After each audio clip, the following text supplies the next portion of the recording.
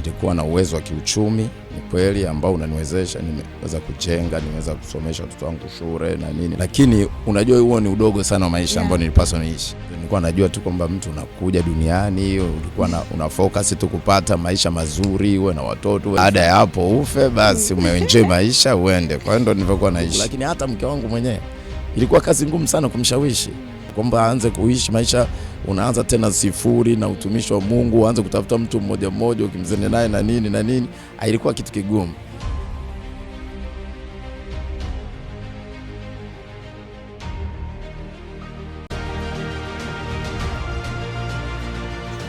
Neno la Mungu kitabu cha Warumi sura ya 8 mstari wa 28 inasema, nasi twajua kuwa katika mambo yote Mungu hufanya kazi pamoja na wale wampendao katika kuwapatia mema, yani wale walioitwa kwa kusudi lake. Yani katika mambo yote, hajasema ni mambo gani, ni mazuri ama ni mema, kwamba Mungu anafanya kazi pamoja na wale wampendao kusudi awapatie mema, yani wale watu ambao wameitwa kwa kusudi lake. Sasa yako mambo ambayo tunapitia kwenye maisha ni kama changamoto, lakini kwa Mungu mwenyewe ni kwamba amekusudia kabisa mambo tuyapitie ili aweze kutufikisha kule ambako yeye amekusudia kupitia kuliishi kusudi letu. Sasa leo tunaye baba yetu, yeye ni mchungaji. Tunataka kujifunza kutoka kwake kwamba ni experience gani alizonazo za maisha, ni mambo gani amewahi kuyapitia katika kuishi kwake, yani yamemfanya mpaka yeye leo hapa alipo, kwamba hayo mambo ni sababu mojawapo ambayo alimfanya yeye kutambua ama kugundua kusudi lake. Baba, tunakukaribisha sana kwenye kipindi cha Maisha ya Kusudi. Asante sana. Karibu sana. Tungetamani sana kujua wewe ni nani, lakini pia ni kitu gani hasa ambacho unakifanya. Mimi kwa majina naitwa mchungaji John Juma Mena. Ni mchungaji wa kanisa la ABC pale Chanika, Dar es Salaam. Na kwa ujumla, kwa kutaja tu jina na hiyo title tayari unafahamu kwamba shughuli ninayofanya sasa ni uchungaji. Amen. Okay baba, sawa. Tuna changamoto hapa kidogo, tunatamani kujua kupitia kwako. Ndiyo. Unafikiri ni mambo gani ambayo ama ni experience gani ambazo wewe za maisha ulizonazo ambazo umewahi kukutana nazo, na kupitia hizo zimekusaidia wewe kukusogeza karibu katika kutambua kusudi la kuumbwa kwako na ukaweza kuishi kusudi hilo, kwa sababu umetuambia kwamba wewe ni mchungaji. Yani ni vitu gani ambavyo umepitia ambavyo vimekusaidia kutambua na kuamua kugundua kusudi lako na kuliishi mpaka leo tunakutambua kama mchungaji? Nadhani naweza kusema kwamba haikuwa rahisi kujua kusudi langu, haikuwa rahisi. Na ndio maana unaona kwamba sasa ni mchungaji, lakini ni katika umri mkubwa kidogo, kwa sababu hapo nyuma sikujua. Labda tu nachoweza kusema ni kwamba mimi niliishi tu, mwanzo nilikuwa najua tu kwamba mtu unakuja duniani, ulikuwa una focus tu kupata maisha mazuri, uwe na watoto, uwe na nini, alafu unasubiri baada ya hapo ufe, basi umeenjoy maisha uende. Kwa hiyo ndo nilivyokuwa naishi. Lakini ni pale nilipomwamini Yesu. Cha kwanza nilipomwamini Yesu nikaokolewa, nikaanza kuishi maisha ya kumpendeza Mungu. Sasa katikati ya huo mchakato wa kumwamini Yesu ndo nikakutana na babangu wa kiroho ambaye ni Askofu Dickson Cornelius Kabigimila. Na katika fundisho ndo nikapata kujua kwamba kumbe mtu haji tu duniani, lakini kila mtu anakuja tayari ana kusudi ambalo Mungu alimkusudia kuishi hapa duniani, kulitekeleza. Na kutokea hapo sasa ndio nikapata kuelewa.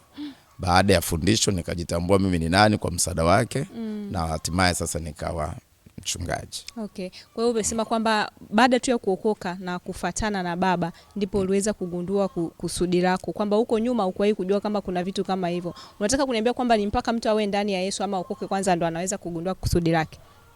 Kuna watu ambao wanaweza kufahamu sio kwa sababu wana maarifa, lakini automatically tu imetokea tu kwamba huyo mtu ndani mwake kuna kitu kinamsukuma, labda anajisikia kufanya biashara, amefanya biashara katika harakati za kufanyia kazi vitu vinavyokuja ndani mwake, anajikuta kuna kitu amekifanya kwa consistency, alafu kinaleta matokeo, anakapo, alafu eventually anakuja kujua kumbe hilo ndio lilikuwa kusudi lake.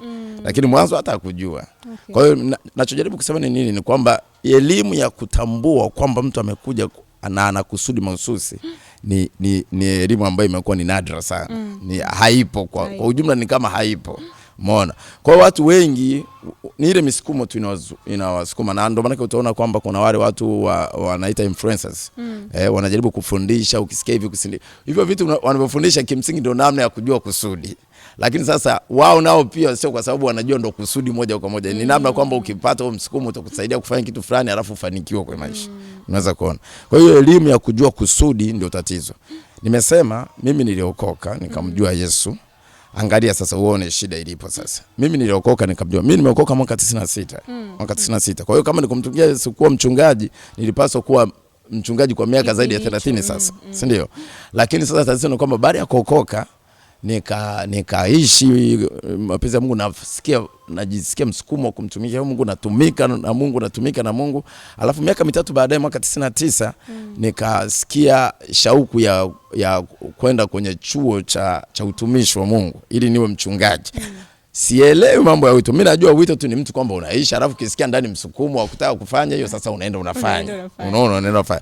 Kwa nikaenda kwenye kanisa hilo ambalo nilienda, nikajiunga pale, nikaingia kwenye chuo hicho, nikasoma mwaka mzima, nikaqualify kabisa vizuri.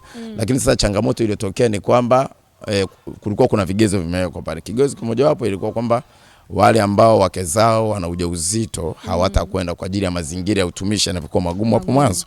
Kwa hiyo hicho kigezo kikanipata na mimi, mke wangu alikuwa mjamzito. Sasa hiyo ilikuwa ni mwaka 2000. Ni mwaka 2000. Sasa baada ya hapo, baada hiyo kupita, basi nikaendelea tu, nipo kanisani, natumika kwenye vitu vya kawaida, lakini sijaingia kwenye kusudi moja kwa moja. Kinachonifanya na relax ni nini? Ni kwa sababu sijui kama hilo ni kusudi. Kwamba kwa kweli nafasi imepotea, lakini na nafasi sasa hivi ya kufanya biashara na naongeza fedha naendesha maisha yangu vizuri, basi taendelea tu kutumika kwenye nyumba ya Mungu kwa kutoa, kwa kupewa maagizo na mchungaji, kuomba, kufanya nini basi. Lakini sasa ile kufahamu kabisa specifically kwamba mimi kusudi la kumbwa kwangu ni kuwa mchungaji, sasa nakuja kufahamu mwaka 2024. Kwa hiyo unaweza kuona jinsi ambavyo ni changamoto. Since 96. Kwa hiyo kama ingekuwa ni elimu ambayo inaeleweka, yani since 96 mimi ningekuwa tayari nimefanya nini? Niko kwenye kusudi, na sasa hivi ningekuwa nishafanya kwa miaka mingi. Kabisa. Kwa hiyo issue ya kutokutambua kusudi sio kwamba inawahusu watu ambao hata ambao hawajaokoka. Ni pamoja na wale ambao wameokoka. Hiyo hata waliokoka. Ipo kwa kiasi ambacho tunategemea kwamba iwepo, kwamba watu watambue makusudi yao tayari wako ndani ya Yesu na waweze kuishi. Wewe ni mpaka ambapo umeamua kukutana na Baba ambaye ni baba yetu wa kiroho, ambaye pia umekutana naye mwaka 2024. Nimekutana naye 23. Kipindi kirefu sana toka 96 mpaka 2023 ndo tumekutana. Sasa ile kujua kunielekeza kusudi kwamba wewe kimsingi unapaswa kuwa mchungaji, sasa ndo mwaka 2024. Baba, kuna watu ambao watambui nafasi ya baba wa kiroho. Unafikiri kuna umuhimu gani, ama baba wa kiroho ana nafasi gani ya kumsaidia mtu ama mtoto wake kulitambua kusudi la kuumbwa kwake? Kwa sababu kuna watu hawaamini kabisa. Ukimsikia mtu mwingine, yani ukimwambia mtu mwingine kuhusu mimi na baba wa kiroho fulani, baba wa kiroho, mimi babangu wa kiroho, na mtu anakuambia mimi Roho Mtakatifu ndo babangu wa kiroho, mimi Mungu ndo babangu wa kiroho mwenyewe. Watu kama hao tunawasaidiaje, na baba wa kiroho ana nafasi kiasi gani ya kumsaidia mtu kutambua kusudi lake? Na watu wanaosema wana baba wa kiroho, Roho Mtakatifu, ni watu tu ambao wanapungukiwa na ufahamu. Kwa sababu jaribu kuwaza, Yesu Kristo ametoka mbinguni amekuja duniani. Lakini Yesu Kristo anavyokuja duniani ana baba wa kiroho, Yohana Mbatizaji. Sawa. Ambaye ndo anamwelekeza, ndo anamtambulisha kwa watu kwamba huyu ni mwana kondoo wa Mungu achukue dhambi za ulimwengu. Yeye ndo anamtambulisha, na baada ya hapo unagundua Yesu hata injili anahubiri kile alicho baba yake alichokuwa anahubiri. Tubuni maana ufalme wa Mungu umekaribia. Sasa imagine wewe ni Yesu ana baba wa kiroho. Sasa wewe unawezaje kusema kwamba unahitaji kuwa baba wa kiroho? Ni hivi. Mungu anafanya kazi kupitia kwa watu. Sisi sote baba yetu ni Mungu. Huyo Roho Mtakatifu unayemsema ni Mungu. Baba yetu, ndio maana wote tunasema baba yetu ni mbinguni. Kwa hiyo sisi wote baba yetu ni Mungu. Lakini Mungu hufanya kazi kupitia kwa watu. Kupitia kwa watu. Kwa hiyo Mungu anapokupa baba wa kiroho, maana yake mpa yeye huyo baba wa kiroho maongozi ya kukuongoza wewe vile unavyopaswa kwenda. Ndio maana Samueli pamoja na ukubwa wake wote amewekwa chini ya Eli ndo anamuelekeza cha kufanya.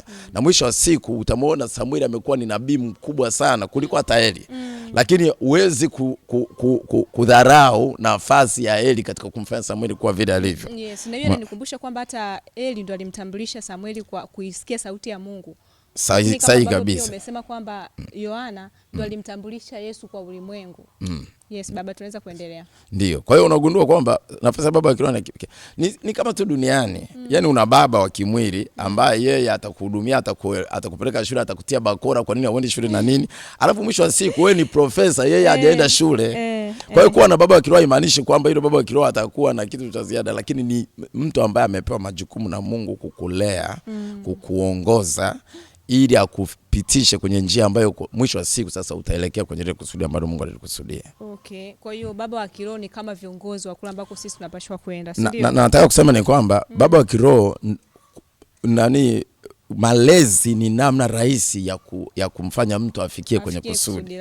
Malezi. Mtu aliye chini ya malezi, asiyeelewa ni vigumu yeye kuja kulea watu wengine. Asiyeongozwa ni vigumu yeye kuja kuwaongoza wengine. Asiyefundishwa ni vigumu kuja kufundisha wengine. Kwa maana nyepesi ni kwamba huwezi kutoa kile kitu ambacho kiko ndani yako. Yes. Okay.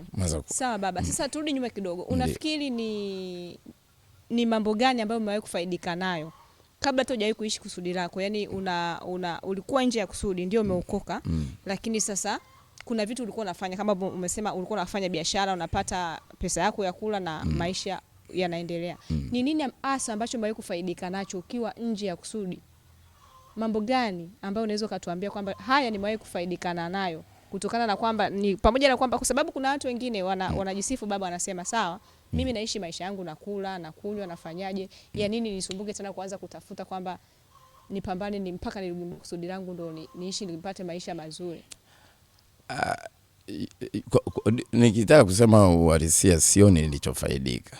Ukweli ni kwamba nilikuwa nafanya biashara, ndio napata fedha. Nilikuwa na uwezo wa kiuchumi, ni kweli, ambao unaniwezesha, nimeweza kujenga, nimeweza kusomesha watoto wangu shule na nini na kadhalika na kadhalika. Lakini unajua huo ni udogo sana wa maisha ambao nilipaswa niishi. Umeona? Kwa sababu watu wasichojua ni kwamba ndani ya kusudi ndimo jina limokaa. Yaani wewe utakuwa nani baadaye imebebwa ndani ya kusudi. Kusudi limebeba kila kitu cha kwako. Ni hivi, kabla Mungu hajakuleta alishaandaa kila kitu kwa ajili yako uwe nani. Utagundua kwamba Adamu kabla hajawekwa Eden, Mungu alishaweka provision zote ambazo atazihitaji Adamu pale Eden. Kwa maisha yake yote alikuwepo pale ndani kwenye ile kusudi lake la kuilima bustani na kuitunza. Sasa ndani ya kusudi ndimo ambamo kuna jina la mtu, uwe nani kesho, uwe na heshima gani, imebebwa ndani ya kusudi lako. Ndani ya kusudi ndimo kuna utajiri wako na mali zako zote huko ndani ya hilo kusudi lako. Ndani ya kusudi umo ndimo ambapo kuna heshima yako na thamani yako iko ndani ya hilo kusudi. Yaani ni kile ambacho utakifanya kwenye kusudi ndicho kitakachokupa jina kesho. Kwa hiyo kusudi lako limebeba kila kitu chako ndani yake. Kwa hiyo unapokuwa umeishi nje ya kusudi, maana kuna namna fulani ulipaswa kukua ambao hutakuja kuwa. Kwa hiyo sasa huo mtazamo watu, kwa sababu wanafikiria maisha ni kula na kunywa na kuvaa, alafu basi ndio maana wanasema wanasema kwamba ponda mali kufa kwaje. Yaani maana kwa sababu wanafikiria tu kwamba ni maisha ni hapa tu, alafu baada ya hapo ndio imeishia hapo. Umeona? Lakini kubwa kuliko zote lazima ujue kwamba mwisho wa siku lile kusudi ambalo Mungu alikuwekea, anahitaji kuja ulitolee hesabu ya kile ulichokusudiwa kufanya. Umeona? Kwa pamoja na zile faida za kimwili utakazopata, lakini mwisho wa siku ile kusudi ndio linakupa jina kule mbinguni vile vile.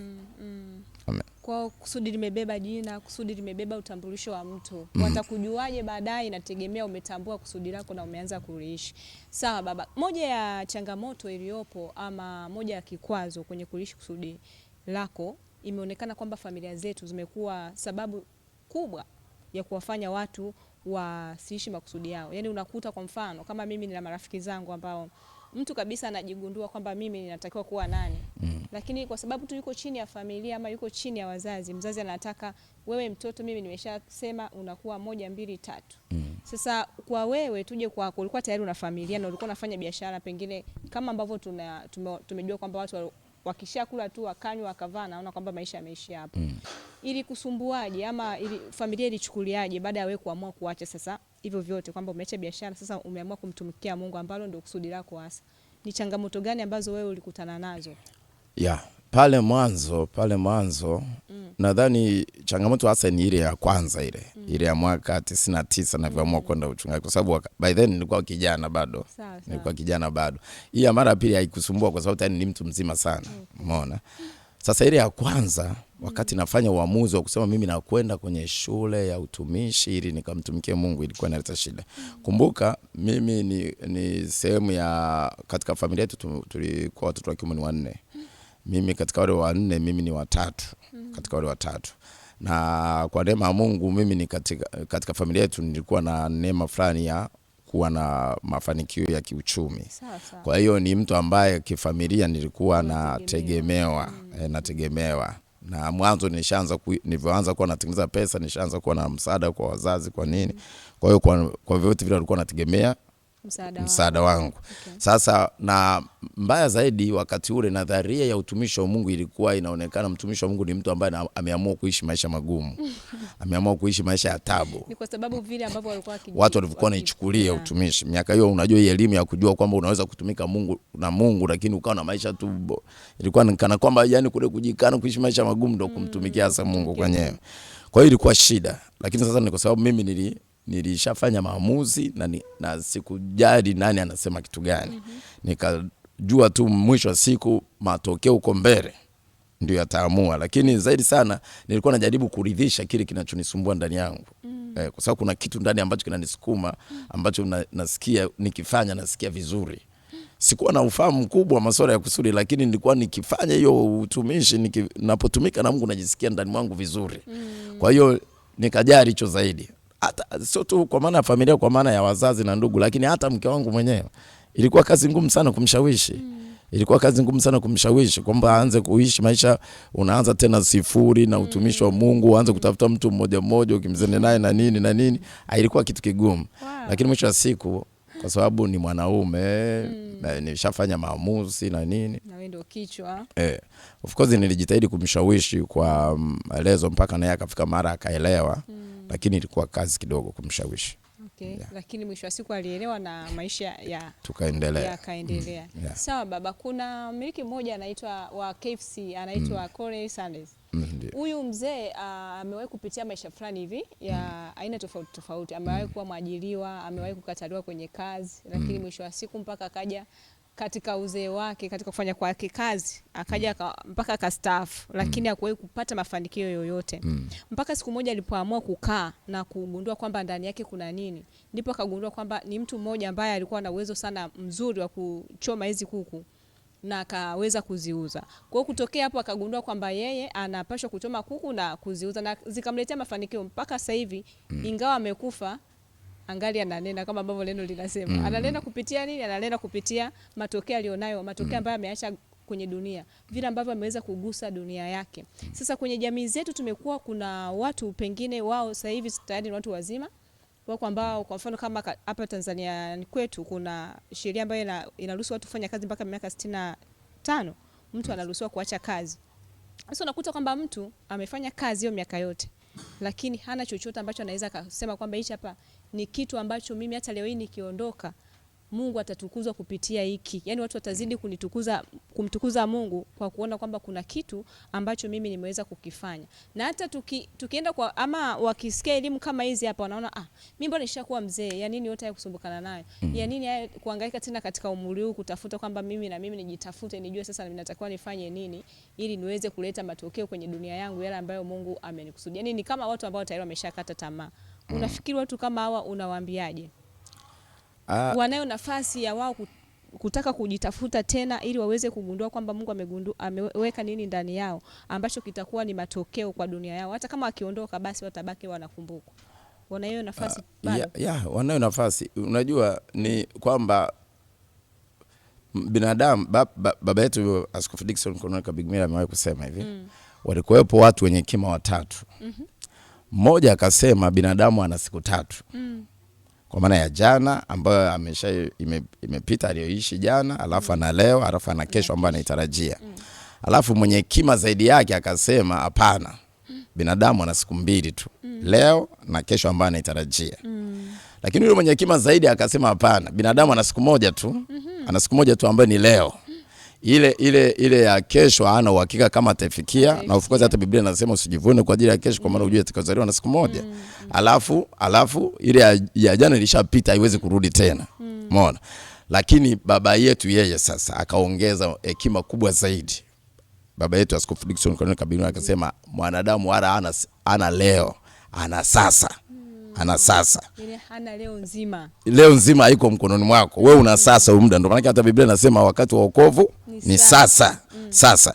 Kwa hiyo ni kwamba once unapogundua yani ile jana ukishughulika nayo, makosa ya jana hayakusaidii ukianza kuyatafakari, kwa sababu mwisho wa siku uweze kurudisha muda nyuma. Lakini jana ni nzuri kwa sababu inakusaidia kutambua makosa ili sasa usahihishe.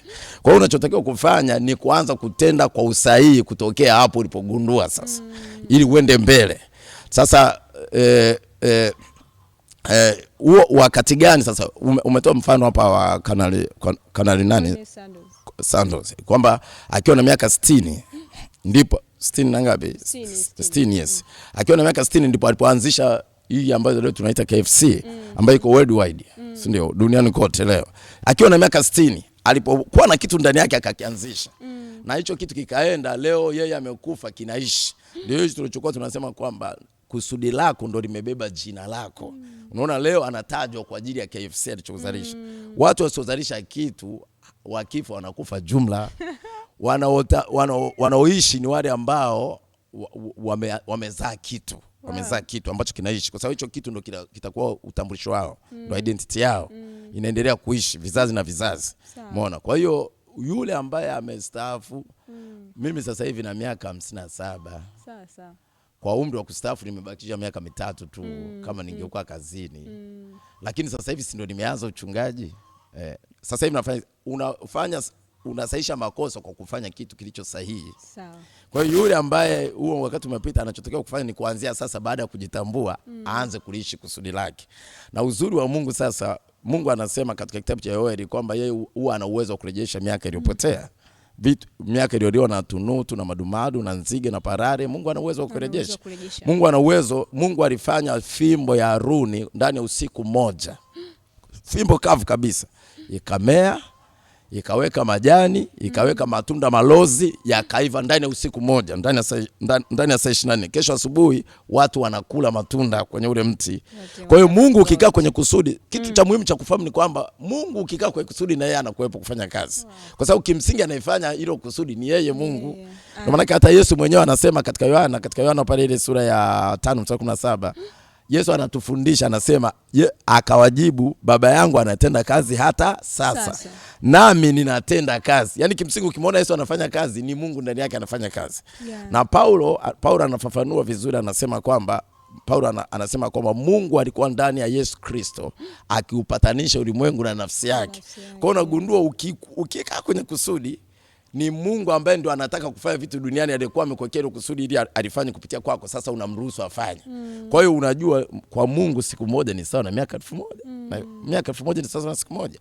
Kwa hiyo inawezekana kitu ambacho ungekifanya kwa miaka 20, madhari umejua kusudi ukakifanya ndani ya miaka 5, ukaacha alama. Ukawa umeugusa ulimwengu kwa namna yako, dunia yako kwa namna yako. Umeona? Kwa hiyo wale ambao wako katika mazingira, mimi nawatia moyo. Anza kufanya tena kwa nguvu na kwa kasi, kwa kadiri ya neema ulionayo. Okay. Siku moja nikamsikia babangu akasema kwamba, babangu Dickson akasema kwamba mtu yoyote ambaye ataamua kuishi kusudi lake, kama ni mtoto, kama ni mdogo, akiamua kuishi kusudi lake, basi atakuwa Yusufu. Katika umri huo au udogo. Yes. Kama basi ni mzee, anasema kwamba mimi nimeshakuwa mzee, nimeamua kuishi kusudi langu. Akiamua kutambua kusudi lake na kaliishi, basi atakuwa nani? Ibrahim. Kwa hiyo tunamwona kwamba Ibrahim alikuwa ni mzee wakati Mungu anamuita. Yeye tena alikuwa mbali zaidi, miaka 75. Yes, miaka 75. Mbali sana. Yeah. Sasa kulinganisha na wewe mwenye 65, inawezekana. Inawezekana. Kwa hivyo watu tusiona, hakuna sababu ya mtu kutokugundua sababu nani kusudi lake tu kwa sababu ya umri, mimi ni mdogo, mimi ni mzee. Hicho kitu hakipo. Wanachotakiwa kujua ni kupata elimu ya kusudi. Umeisikia kama hivi hapa, basi ni kuamua kuchukua hatua ya kwanza, kutafuta kujua kwamba wewe umeumbwa kuwa nani, kwa sababu Mungu yale matokeo anayategemea. Mungu anategemea matokeo. Kama watu wameumba vitu na wanategemea matokeo kupata kwenye hivyo vitu, sembuse Mungu asitegemee kupata matokeo kutoka kwa mwanadamu, kwamba wewe ulizike tu, ukae, ule, uishi, ufe alafu ende mbinguni zenu wapi? hicho kitu Mungu hakitaki. Kwa hiyo tunapopata elimu kama hizi hapa, bila kujalishi tuna umri kiasi gani, bila kujalishi tuna mazingira kiasi gani, basi tuchukue hatua kutaka kugundua na kujua kwamba sisi ni akina nani na tuweze kuishi. Baba, kumekuwa kuna changamoto nyingine hasa kwa wazazi wa kimwili. Tumeligusia hapo mwanzoni, lakini ningetamani pia tusikie kutoka kwako na utusaidie pia wewe kama wewe umewezaje kulifanya ili kwa watoto wako. Wazazi wamekuwa changamoto kubwa sana ya kuwazuia watu kuishi kusudi lao. Yaani leo hii baba, mtoto anaamua kugundua kusudi lake, labda tuseme ana miaka mingapi? 20 ama 25 hapo. Mtu amejigundua, anawaambia wazazi, sasa mimi ninatakiwa kuwa mchungaji. Hapo wazazi wanamwambia labda unatakiwa uende Sweden ukasome kitu fulani.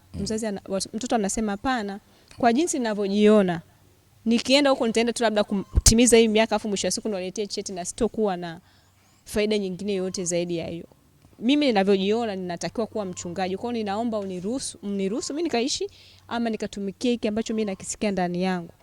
Lakini wazazi wengi wamekuwa kwamba yani ni sababu kubwa sana ya kuwanyima watoto kutumikia lile kusudi ambalo Mungu amewaumba. Wewe umewezaje kuliweza hili? Yani umewasaidia vipi watoto wako kuhakikisha kwamba wanaishi makusudi yao? Yani umewezaje kuwapa uhuru watoto kwamba mtu akisikia kwamba mimi ni mchungaji basi moja kwa moja aende kwenye uchungaji.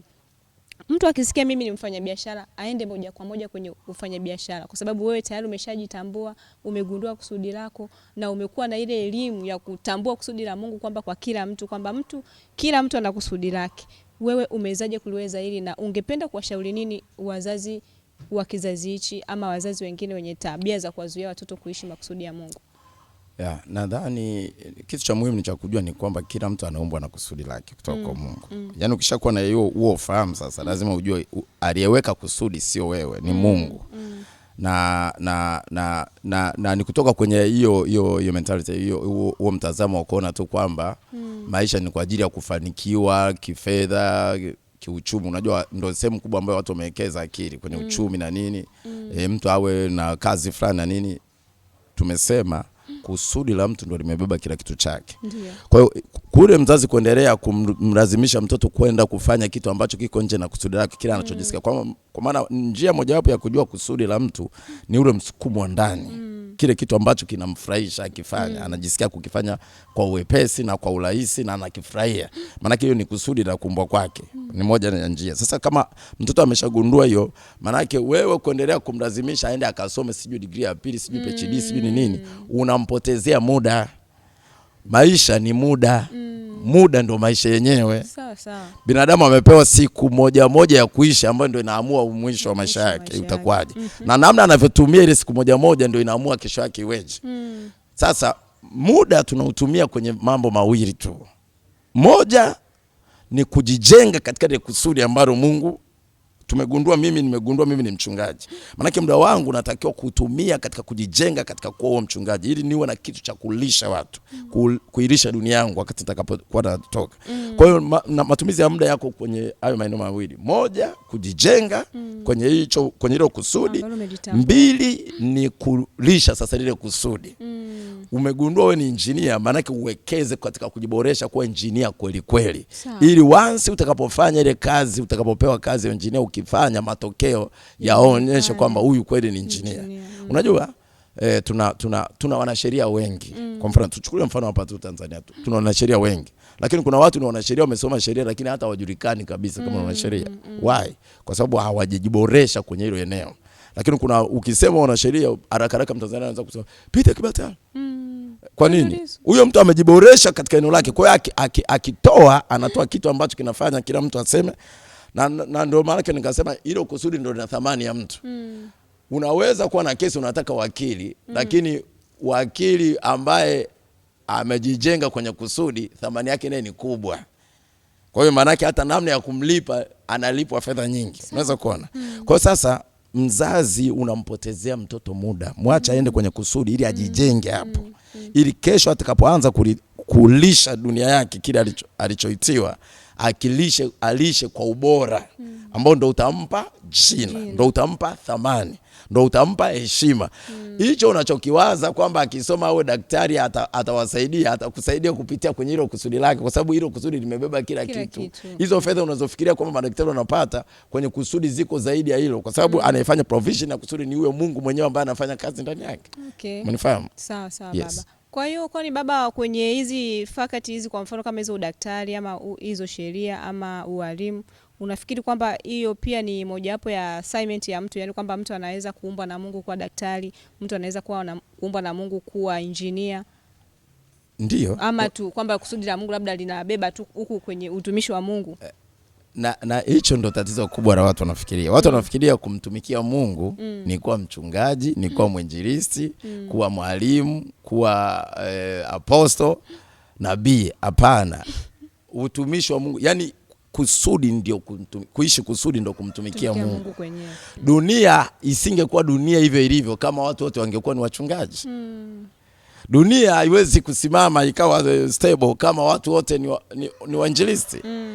Kwa hiyo dunia inahitaji kiongozi, ndio maana yake tuna milima 7 ile ushawishi ya Mungu. Yaani huo utumishi wa Mungu umegawanyika katika maeneo 7. Na mojawapo ni masuala ya uongozi na huduma za kiroho. Huo ni mlima mmoja wapo tu. Lakini kuna sayansi na teknolojia ni mlima mwingine, kuna entertainment. Kwa hiyo kusudi haimaanishi ni ile tu kwenye shughuli za kikanisa au za kidini au za kidini. Hapana. Chochote kile, kuna mtu ameitwa kuwa mfanyabiashara. Kwa sababu ili huyu atengeneze ajira kwa watu ambao wanahitaji ajira. Umeona? Kwa hiyo kuna mtu ameitwa kuwa, sasa nataka nikuonyeshe mtu ambaye ameitwa kuwa daktari. Kuna watu ni madaktari kwa sababu ni ajira ili apate maisha. Alafu kuna mtu ni daktari kwa sababu ni kusudi la kuumbwa kwake. Angalia tofauti ya watu hao wawili. Nini kinawatofautisha sasa watu wawili? Sasa ndo nataka nikuonyeshe tofauti. Yule aliyeitwa kuwa daktari akiona mgonjwa na yeye anasikia kuumia ndani yake, furaha yake, moyo wake ni kuona yule mtu anakuwa na afya njema, anakuwa na amani katika mwili wake. Kwa hiyo huyo huwezi kumkuta anasema kwamba kama sijapewa rushwa sikuhudumii. Kwa sababu yeye furaha yake ni kumhudumia huyo mtu. Yaani ndani mwake ndicho kitu kinachounani. Furaha yake ni kuhudumia watu. Yaani maumivu ya mgonjwa anayahisi kwake.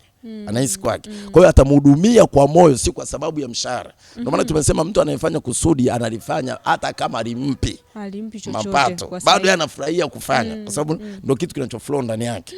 Umeona? Mwalimu ambaye ameitwa kuwa mwalimu na ambaye hajaitwa kuwa mwalimu tofauti yake ndio hiyo. Huyo ambaye ni mwalimu, mwanafunzi asipoelewa kwake ni tatizo. Anatafuta kila mbinu ili mwanafunzi aelewe. Kwa sababu furaha yake ni kuona mwanafunzi ameelewa, ameperform vizuri. Lakini yule ambaye ni kwa ajili ya kazi tu, yananihusu nini? Kwani ukiferi si wazazi wako ndo wana hasara? Huyo yuko kazini lakini hakuitwa kwenye hiyo eneo. Kwa hiyo nataka kusema nini? Ni kwamba kusudi alimaanishi huduma za madhabahuni. Ni katika nyanja yote ya maisha yako. Kuna mtu ameitwa kwa ajili ya entertainment, ndio eneo lake. Na analifanya kwa uzuri na inampa jina. Ndio maana leo tuna watu kama wakina Mr. Ben. Unamwona sasa yule jamaa ni milionea kwa eneo hilo tu na kusudi lake. Lakini unaona kama na fulani sema, Biblia inasema moyo wa kuchangamka ni afya. Si ndio? Ni dawa nzuri, ni dawa nzuri, si ndio? Kwa maana yake kuna wakati watu wanahitaji wachangamshwe ili ni sehemu ya kazi ya Mungu, wachangamke ili wawe na iwe dawa, iwatoe katika hali ya maumivu ambayo inaleta matatizo ya kiafya. Hata wana biolojia wanasema hii. Unaweza kuona. Kwa hiyo kusudi limegawanyika kwenye maeneo yote ya maisha. Yaani ni mfumo mzima wa maisha ya binadamu kwa ujumla wake. Sawa baba, mtu amejikuta yuko anaishi kitu ambacho ni nje ya kusudi lake. Na tayari yani kabisa anaona mimi nafanya tu basi nipate hela. Unaona, anawezaje kutoka hapo na kuanza kuishi kile kitu ambacho Mungu amemuumba? Kwa sababu kuna maisha anawaza mwenzako huyo anawaza kwamba huku nilikuwa napata chochote kitu. Sasa huku nakoenda ninaenda kuanza. Tunamsaidiaje huyu mtu? Tumetangulia kusema hapo kwamba cha kwanza ni kuishi kusudi ndo kunakupa amani ya moyo. Cha kwanza. Lakini tumeshasema kwenye kusudi kuna provision yote ya Mungu kwa ajili ya mtu. hizo pesa, kila kitu kiko huko. Ndio natoka hivyo vya baadaye baba, natoka sasa hivi hapa mimi nikaanze kuishi kusudi langu. Sasa inakuaje? Na nimeacha kila kitu kama ambavyo Petro aliacha kila kitu akamfuata Yesu. Kwa mfano mimi ni mfano mmoja wapo, si ndio? Manake baada ya kujua kusudi nimeacha kila kitu. Nimeacha biashara, nimeacha kila kitu, nimeenda kuishi kwenye kusudi langu. Na naishi, cha kwanza kabla sijapata pesa naanza kujisikia ninaishi maisha yenye furaha na amani. Kuna utoshelevu ndani unakuwepo sasa. Ambao ulikuwa uletwi na fedha, ulikuwa uletwi na chakula unachopata. Lakini baada ya hapo mpaka leo nipo na zaidi ya mwaka na Mungu ananihudumia. Mungu anafungua njia za kuniwezesha kupata pesa na mahitaji mengine. Kwa nadhani manake nini, ukikaa kwenye kusudi, nimesema kwa sababu ni Mungu ndo alikuumba kwa ajili ya hilo. Na ni kabla Adamu hajawekwa Eden bustanini, Mungu alishaweka kila kitu ambacho kitamwezesha Adamu anapo perform lile kusudi lake apate na yale mahitaji mengine. Kwa hiyo usiogope. Kule kuna mpenyo wa mambo yote. Inawezekana mwanzo ukawa mgumu, na siku zote mwanzo unakuwa mgumu. Lakini mwisho wa siku baada ya muda dunia itakutambua. Sababu utakuwa kwenye kusudi. Madhari tu ulifanye, ujiboreshe, ulifanya kwa nguvu zako zote na Mungu atakupeleka mara ambapo alitarajia ufike. Unafikiri kwamba hata huku kwenye eneo la kumtumikia Mungu upande wa madhabahuni ama kwenye huduma za kiroho, unafikiri kwamba kuna watu bado ambao wanaishi nje ya kusudi lao? Yaani ni kwamba wanajiona kwa madhabahuni wanatumika lakini ni nje ya kusudi la Mungu. Kuna watu kama, kwa sababu na kuna vitu mimi naviona kwamba unakuta labda kuna mtumishi fulani anaona watu labda kwa pesa. Kuna vitu wengine wanauza ambavyo kwamba bila kuvipata hivyo, labda yani bila kutoa pesa kumuona haja kuhudumia, bila labda kutoa pesa kumpatia hajaja kuhudumu kwenye kanisa lako. Unafikiri tuna watu wa aina hiyo kwenye eneo la madhabahu ama ni sahihi tu hata ambavyo wanavyofanya? Wanavyofanya sio sahihi, sio sahihi kwa sababu Yesu ameshasema, mmepewa bure, toeni bure. Yesu akishasema amesema. Sasa hawa ni watu ambao wameshindwa tu kumwamini Mungu. Wameshindwa tu. Wanaweza akawa ni watumishi wa Mungu. Ni watumishi kweli wa Mungu. Sisemi kwamba sio watumishi wa Mungu. Wapo of course ambao wamejiingiza kwa siri, ambao sio watumishi wa Mungu, wamekuja tu kama namna fulani ya kutafuta namna ya kupata mapato. Wapo, lakini wapo ni ambao ni watumishi wa Mungu kabisa. Isipokuwa tu sasa imani yao kwa Mungu kwamba ana uwezo wa kuhudumia imekuwa haba. Wameanza kufikiria njia zao za kupata nje ya utaratibu wa kimungu. Lakini ukweli ni kwamba Yesu akamwambia aliwaambia wanafunzi wake walipokuwa wanadaiwa kodi, akamwambia nenda kavue samaki. Yule samaki atakayezuka ndani ya kinywa chake utakuta kuna shekeli ya kulipa kodi. Manake nini? Manake wale watu ambao tunawahudumia ndimo ambapo Mungu ameweka na mahitaji ya wale sisi tunawahudumia. Maana pengine anasema mtendakazi amestahili posho lake. Usimfunge kinywa ng'ombe anapopura nafaka. Manake mapato ya kumle, lakini sio kwa hila. Biblia inatukataza tusitafute mapato ya aibu. Wale watu wataguswa wenyewe na Mungu kufanya kitu. Ili mtu akupe anatakiwa umshawishi. Aone una kitu ambacho kinagusa maisha yake ili na yeye sasa yaguse maisha yako. Kabla yeye haja kugusa kwa maisha yako anatakiwa wewe umewagusa maisha yake. Unaona? Kadiri unavyogusa watu maisha yao, wao nao wanajikuta wanaguswa kuyagusa maisha yako. Kwa ni mbadilishano. Sasa changamoto ni kwamba mtu anataka kuguswa kwanza yeye kabla hajawagusa, kitu ambacho sana ni anajaribu kutanguliza mkokoteni mbele ya punda. Watu wanasema kwamba maisha yani mtu kuishi kusudi lake ategemea kufanya mambo matatu, kwamba kitu cha kwanza kabisa Mungu anategemea mtu huyu kuleta mguso kwa dunia. Lakini kitu cha pili Mungu anategemea mtu sasa maisha haya yamfaidishe yeye. Na kitu cha tatu Mungu atukuzwe kupitia kile ambacho kitu anachokifanya. Sahihi. Yani watu wamtukuze Mungu kupitia kile anachokifanya. Kwa sekunde moja baba, kabla tujamaliza, kusudi ni nini? Kusudi ni kile ambacho Mungu alikusudia kitoke. Yani kusudi ni nini? Sijui nitumie lugha gani. Kusudi ni lengo. Yani lugha rahisi ni lengo la kuwepo kwa kitu. Hamna kitu ambacho kipo bila kusudi. Kila kitu kipo kwa sababu kuna kusudi. Umeona? Sasa kusudi ni kile ambacho lengo la kuwepo kwa hicho kitu ni nini? Kinatakiwa kitoe majibu ya kitu gani? Hilo sasa ndio kusudi la kuumbwa. Maana huyo mtu aliyeumbwa kwa kusudi kuna kitu ambacho anatakiwa kufanya.